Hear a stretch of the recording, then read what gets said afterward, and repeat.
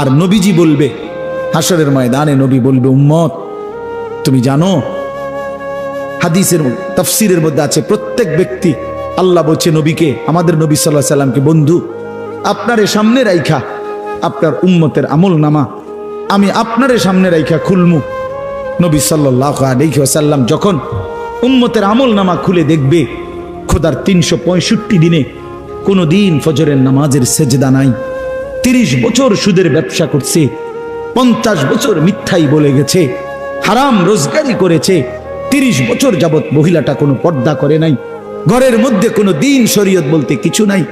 আল্লাহর নবী সাল্লাল্লাহু আলাইহি সাল্লাম তখন বলবে, উম্মত তুমি জানো আমি 23টা বছর অনবরত তোমার জন্য কেঁদেছিলাম।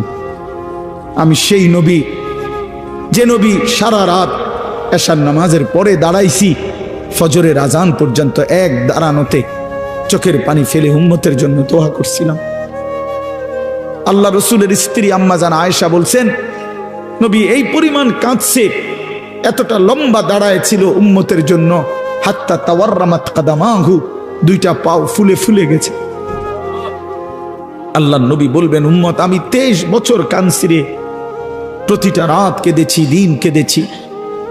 আমি এই পরিমাণ, পিঠটা খুলে দেখাবে চাদর সরিয়ে, আমার উম্মত আমার পিঠটা দেখো, তায়েফের পাথরের আঘাতে আমার পিঠ কি পরিমাণ ছিদ্র ছিদ্র হয়ে গেছে।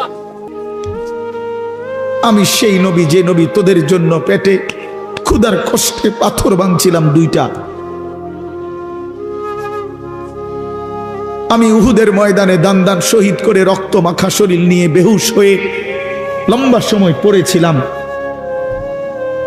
আমার ঘরের চুলায় 3 মাস, হাদিসে আছে আম্মা জান আয়েশা বলছেন, নবীজির ঘরে আমরা 9 জন বিবি, উনি বলছে আল্লাহর কসম 3 মাস, কোনো দিন টানা 3 মাসে কোনো দিন আমাদের ঘরের চুলায়, 9 জন বিবির ঘরে কারো ঘরের চুলায় কোনো দিন আগুন জ্বলে না।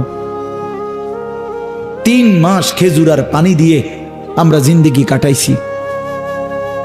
আল্লাহর নবী বলবেন, উম্মত তাহলে এত কাঁদলাম কার জন্য, এত রক্ত ঝরাইলাম কার জন্য, পেটে পাথর বাঁধলাম কার জন্য, বিনিময়ে এটা কি আমল নামা নিয়ে আসছো?